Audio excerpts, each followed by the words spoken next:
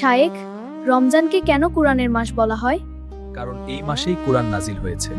রমজান শুধু রোজার মাস নয়, এটা আল্লাহর বাণীর মাস। কুরআন কোনো সাধারণ বই নয়, এটা তোমার রবের সরাসরি কথা।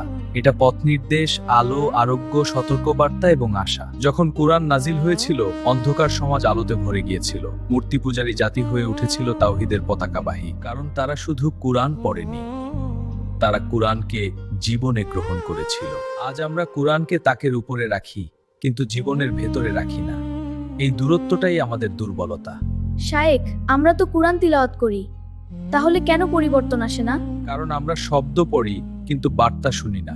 কোরআন পড়া শুধু সওয়াবের জন্য নয়, এটা বোঝার জন্য, অনুভব করার জন্য। তুমি যখন আয়াত পড়ো, ভাবো এটা তোমার জন্য নাজিল হয়েছে। আল্লাহ তোমার সাথে কথা বলছেন। যদি কোরআনে জান্নাতের কথা আসে, তুমি নিজেকে সেখানে কল্পনা করো।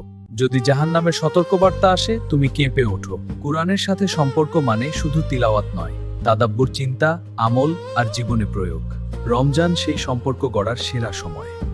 শায়েখ, অনেকেই বলে কুরআন বুঝি না, তাহলে কিভাবে সম্পর্ক গড়ব? সবাই আলেম হবে না, কিন্তু সবাই চেষ্টা করতে পারে। প্রথম ধাপ, নিয়মিত তিলাওয়াত, প্রতিদিন অল্প হলেও। দ্বিতীয় ধাপ, বাংলা অনুবাদ পড়া, এক আয়াত হলেও তার অর্থ জানা। তৃতীয় ধাপ, একটি আয়াত বেছে নিয়ে সারাদিন তা নিয়ে ভাবা। যেমন, আল্লাহ ধৈর্যশীলদের সাথে আছেন। তুমি যদি কষ্টে থাকো, এই আয়াত তোমাকে শক্তি দেবে। কুরআন তখনই তোমার বন্ধু হবে যখন তুমি তাকে সময় দেবে। মোবাইলে আমরা ঘন্টার পর ঘন্টা সময় দেই, কুরআন কি 15 মিনিটও পায়? শায়েখ, কুরআনের সাথে সম্পর্ক গড়লে জীবনে কি পরিবর্তন আসে? অন্তরে প্রশান্তি আসে, দুশ্চিন্তা কমে যায়, গুনাহ থেকে দূরে থাকা সহজ হয়, নামাজে খুশু আসে। কুরআন তোমার চিন্তাধারা বদলে দেয়। তুমি দুনিয়াকে অন্যভাবে দেখতে শুরু করো।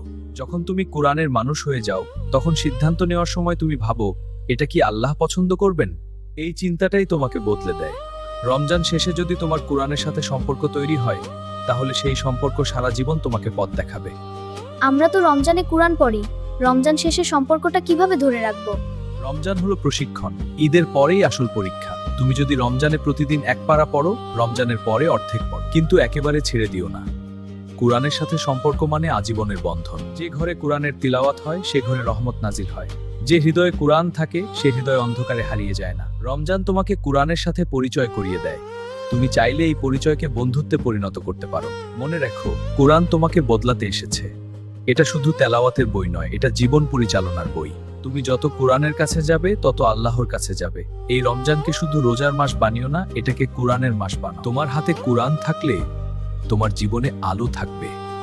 এসো বন্ধুরা, এই রমজানে আমরা কুরআনের সাথে নতুন সম্পর্ক গড়ি। শুধু পড়বো না, বুঝবো এবং জীবনে প্রয়োগ করব। চলো কুরআনকে তাক থেকে নামিয়ে হৃদয়ে স্থান দিই, ইনশাআল্লাহ। আজকের পর্ব এ পর্যন্তই। আল্লাহ হাফেজ।